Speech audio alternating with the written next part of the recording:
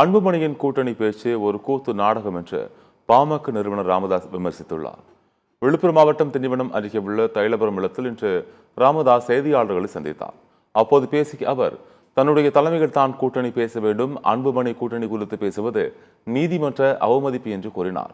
அன்புமணி யாருடன் கூட்டணி பேசினாலும் அது செல்லாது என குறிப்பிட்ட அவர், தந்தைக்கு துரோகம் செய்த அன்புமணிக்கு மக்கள் வாக்களிக்க மாட்டார்கள் என தெரிவித்தார்.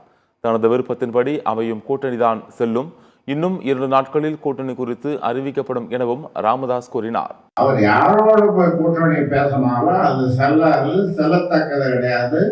ஏனென்றால் அவரு அன்புமணியே ஒரு மோசடி பேர்வழி, அன்புமணியே ஒரு மோசடி பேர்வழி. அந்த மோசடி பேர்வழியோட போய் கட்சிகள் கூட்டணி